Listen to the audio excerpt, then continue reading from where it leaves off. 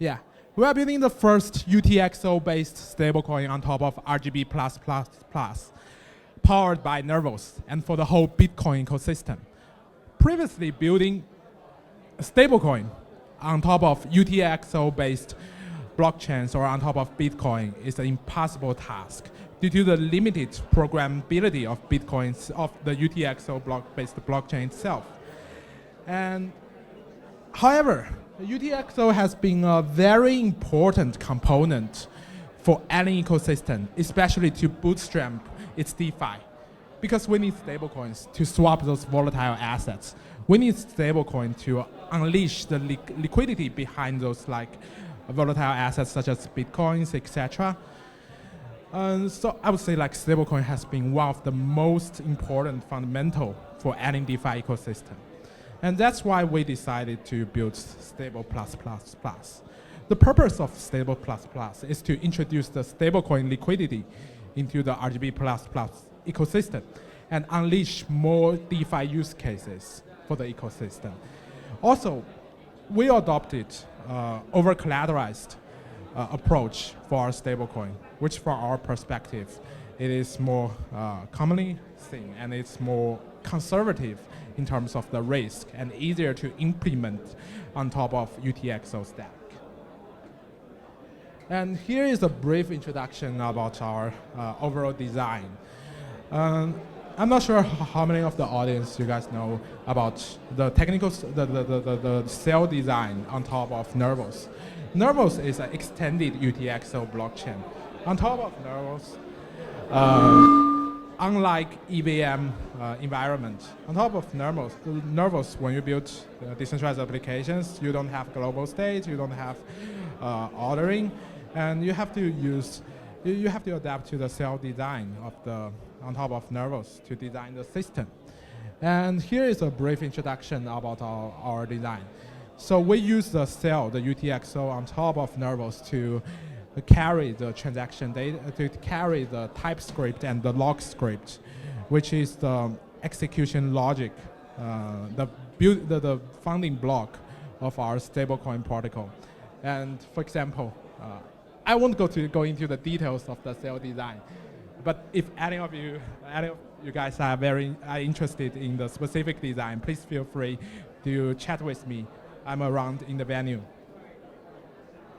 And as I mentioned, so the core feature of Stable++ it's an over-collateralized stablecoin protocol.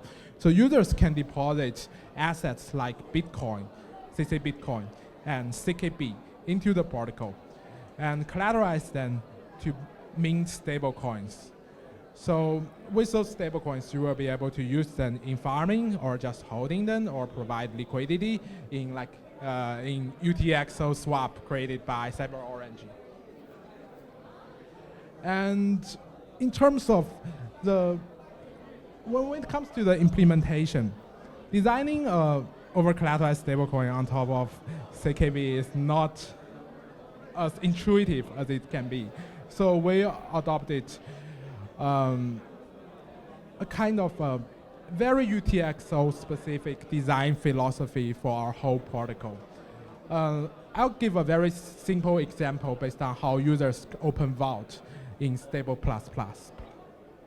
So when user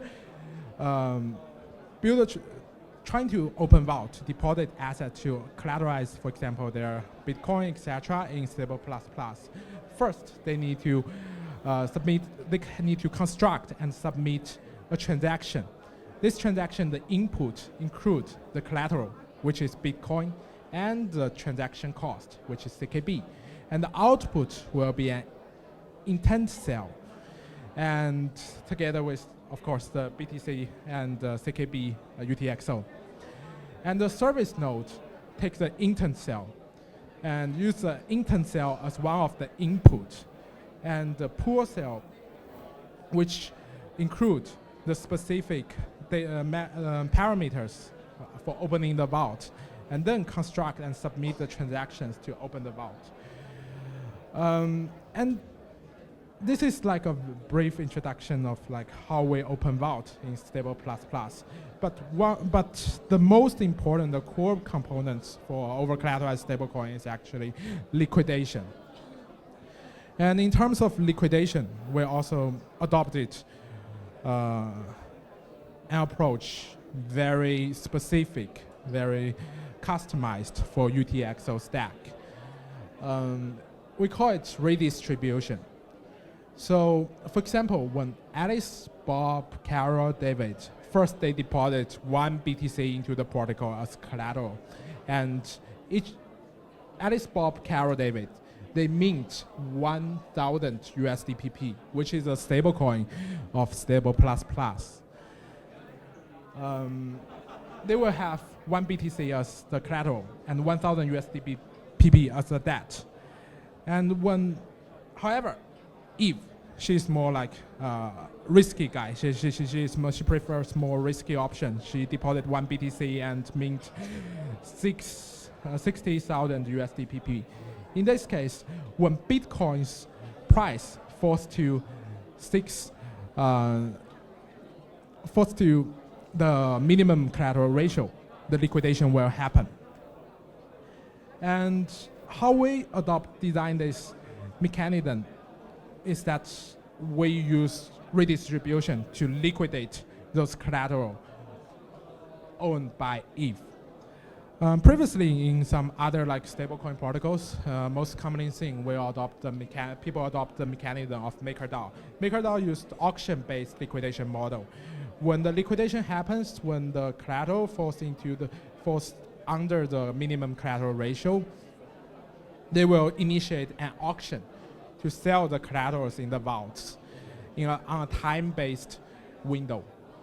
But the issue with auction-based liquidation is that the bonding curve is very difficult to be implemented in the UTXO model.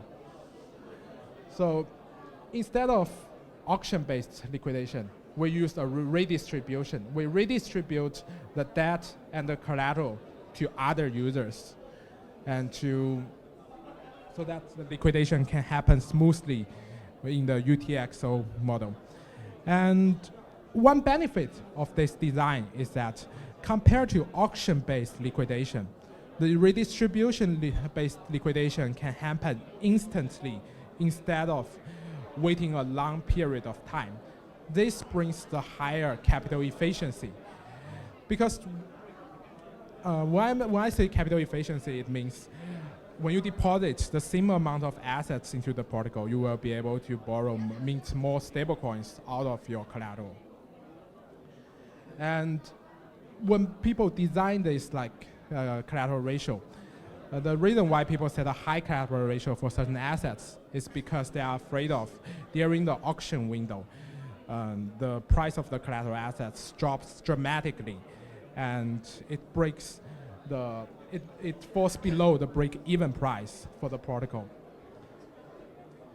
And with instant liquidation via redistribution, the liquidation can happen instantly. Thus, we can take a more aggressive approach in terms of setting the parameter for collateral ratio, thus bring a higher capital efficiency. Yeah, here is it's just a very brief and very kind of chaotic introduction about Stable++. If anyone is interested in more details about how it works specifically, please feel free to chat with me. Yeah, thank you.